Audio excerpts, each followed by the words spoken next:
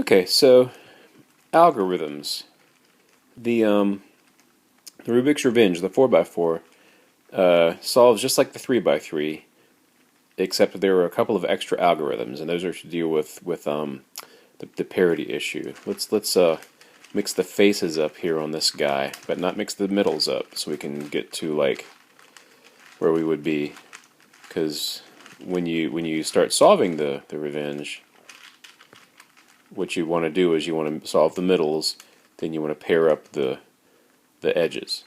So if you're pairing up the edges, there's one algorithm for pairing up the edges and one for the final solve for flipping this parity issue. There are a couple of other parity issues that I never encounter because I solve the 3x3 per the ideal solution. So I guess it's the way I solve it.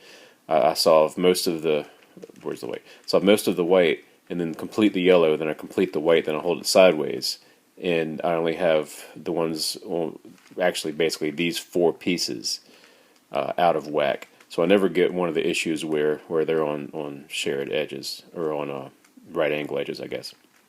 Anyway, so let's talk about this one here. So let's see if you can recognize this move. It's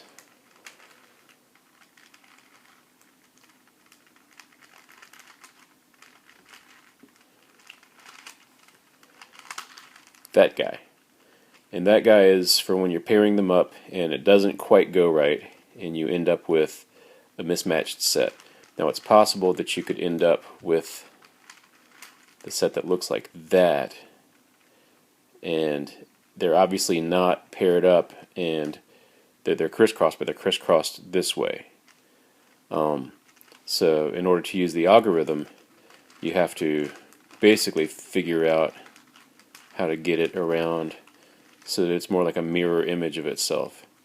And then again, the algorithm is just around, around, around, around, around, around, and around. So yeah, so what we have here is we have the 5x5 professor, and one of the toughest things for me was trying to figure out how to fix a mismatch when you're pairing up the sides and when you're down to two. And there are a ton of algorithms, but I didn't want to memorize anything new, and I especially didn't want to memorize 25 new algorithms, or however many there are. But I've figured out that you can apply the same algorithm to this guy. Now you can either turn this. You could just turn the slice, but since the faces don't matter, you just grab that with it.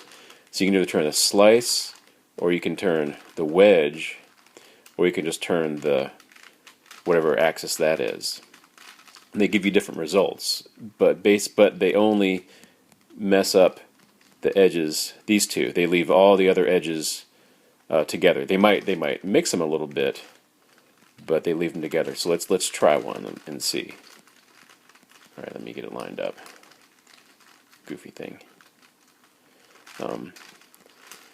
So the same algorithm.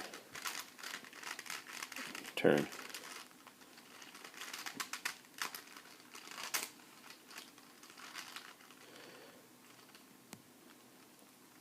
So basically, what I like to end up with is this. I'm getting a reflection. Is 1 2 and 1, and then 1 and 1 2. Now a lot of times you don't get that. So again, it may turn out to be something like 2 in 1 and then 2 in 1, which might drive you a little crazy if you're trying to do this algorithm. And that's what I was doing at first, just sort of trying to randomly fiddle with it until it gets into the right place. And I mean, that's pretty much what I do anyway, but there's a little more rhyme and reason to it. Now, I'm not going to go for speed doing this way. 1 2 1 1 1 2. But it's just easy to remember because I don't have to memorize any new algorithms for the 5x5. So let's try the middle one and see.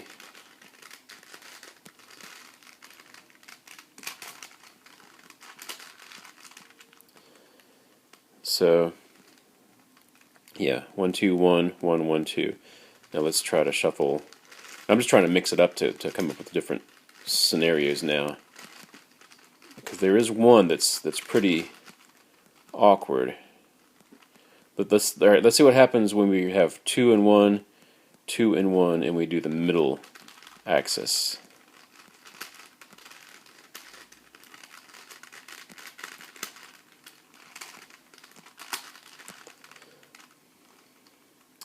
Same thing.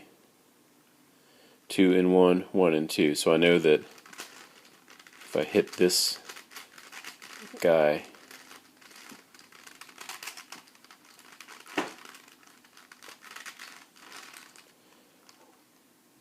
we'll be set.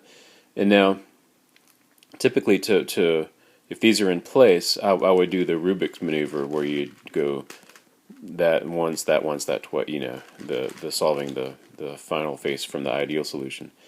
But you can use the same algorithm here. It does scramble the other pieces up a little bit, but not in a way that matters at this stage. I mean, some of the corners are different or whatever. So if that's your final two pieces, you don't want to do that. You want to do the Rubik's 1 1 2 1 1 2, and that has only moved these two pieces. Everything else is in exactly the same place. So let's get to a tougher one to solve, and let's move this around a little bit like that, and I'm trying to recreate some of the more difficult parity situations. I might be using parity wrong. It might just be an edge flip. I'm not sure. I'm not sure. I don't know technically what the difference is, but from looking at the scenario, oh,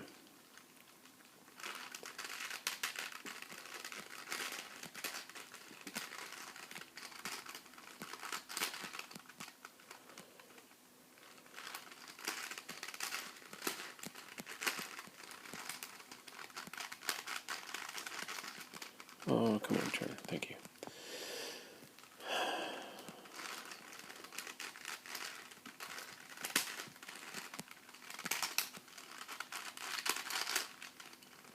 So I'm having trouble recreating it, which means I'm probably going to have trouble solving it. 2 and 1, 2 and 1. I was looking for the situation where just the middles are switched. So let's see.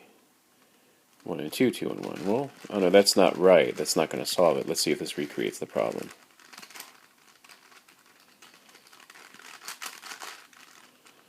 And yes, it does. Okay. So this is what I would find to be the more difficult situation, where you have the middle pieces that are flip-flopped. And there's one of the many algorithms for this 5x5 that solves that. But I just I like to use the 1 because it's easy to remember. I already know it from the other guy. So we'll do that once, and that was with the bottom wedge.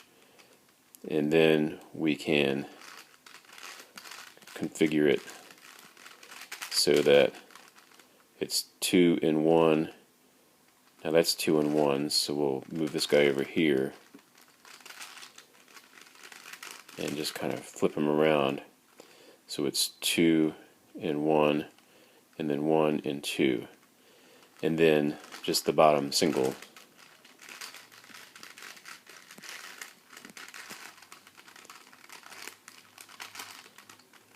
And there you go. So that's pretty much how I avoided having to learn new algorithms for solving the edge pieces on the 5x5. Now, again, it's a little slower. It's not as elegant, but it gets me through the day, and I'm happy with it. Okay, awesome. Ooh, I need to trim my thumbnails. Thank you.